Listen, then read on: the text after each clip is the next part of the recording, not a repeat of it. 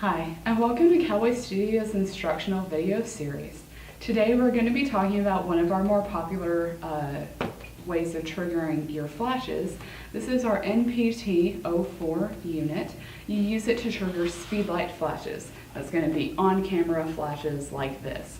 Now obviously it's kind of an emerging section of photography to take these and move them off camera, so when you do that, you need to have a method of triggering them.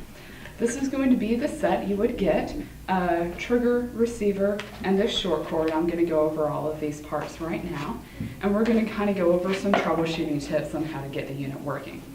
Now your trigger is going to come with a battery already in it, but if you ever need to replace the battery, there is a screw. You just take that out, pull the top and bottom half apart, and the battery sits at the back.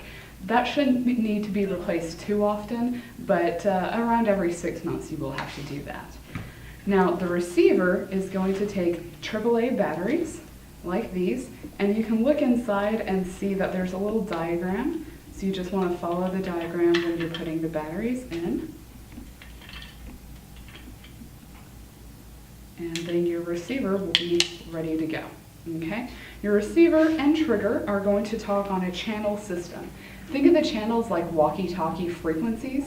When you change the channel, you're changing the frequency which they're speaking on. So if I change the channel on the trigger, I have to change it to the same channel on the receiver. And that's going to be true if you have one receiver or 12. Okay? So change the channel so that they're matching like they are now. And your receiver has an on-off switch. You don't want to turn that on just yet, but you will once you've attached it to the unit. This is the part that kind of confuses people. This is a cord that you can attach to the trigger,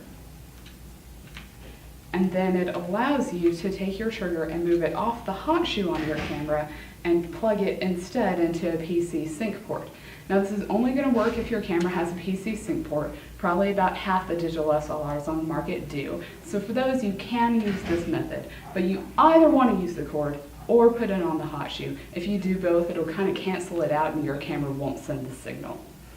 Okay, so if we're just going to be testing out your speedlight, you want to take your speedlight while the speedlight is off and the unit's off and attach them.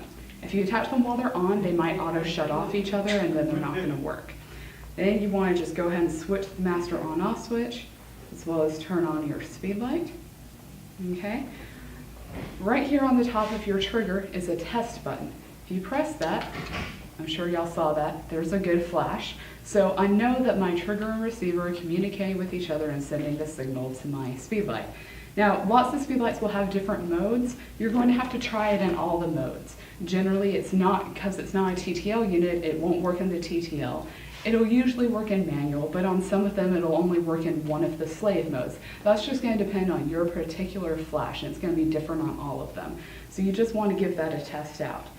Now, as long as that's working, this should work with your camera. Every now and then you're going to come across a camera that this doesn't work on, and it usually has to do with a setting that your camera is on. So one point of advice, the auto mode on your camera, the green auto, tends to have issues with any kind of triggering system.